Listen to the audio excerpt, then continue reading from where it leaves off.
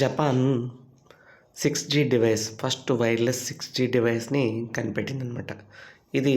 దీని స్పీడ్ చూస్తే 100 GB per second. ఒకసారి దీని గురించి డీటెయిల్డ్‌గా చూద్దాం. మే 2024లో జపాన్ వరల్డ్స్ ఫస్ట్ 6G ప్రోటోటైప్‌ని ఇంట్రడ్యూస్ చేసిందనమాట. ఈ ఈ డివైస్ డెవలపింగ్‌లో ఒక కన్సార్టియం అనేది జపనీస్ టెలి కంపెనీస్‌కి హెల్ప్ చేశాయి. అవి ఏమిటంటే Docomo, NTT corporation, NEC corporation and Fujitsu. ఈ 4 companies Japanese telecom companies help చేశాయన్నమాట 6G డివైస్ తయారు చేయడంలో.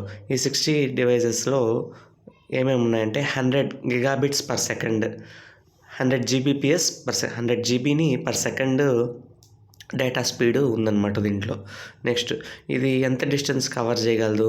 300 ఫీట్ డిస్టెన్స్ వరకు కవర్ చేయగలదు. ఫ్రీక్వెన్సీ బ్యాండ్స్ చూస్తే ఇది డిఫరెంట్ ఫ్రీక్వెన్సీ బ్యాండ్స్ అనేది యూజ్ చేస్తుంది.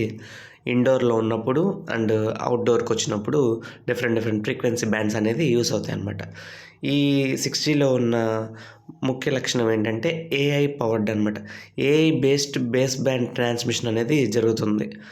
దానివల్ల కమ్యూనికేషన్ స్పీడ్ అనేది, డేటా స్పీడ్ అనేది పెంచడానికి ఛాన్సెస్ ఉన్నాయి. బెనిఫిట్స్ చూస్తే 6G అనేది 20 times faster than 5G.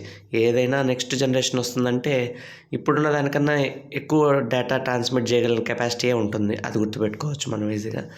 It can enable new possibility for artificial intelligence, internet on things and immersive experiences.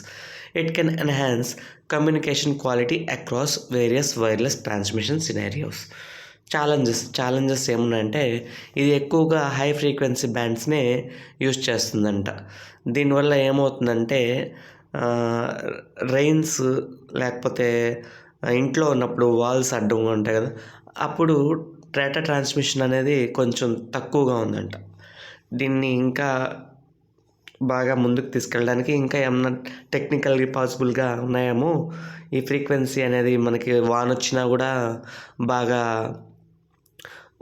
ఫాస్టర్గా transmit అయ్యేలాగా చూడడానికి మేము చూస్తున్నామని జపాన్ టెలికాం సర్వీసెస్ వాళ్ళు తెలుపుతున్నారనమాట.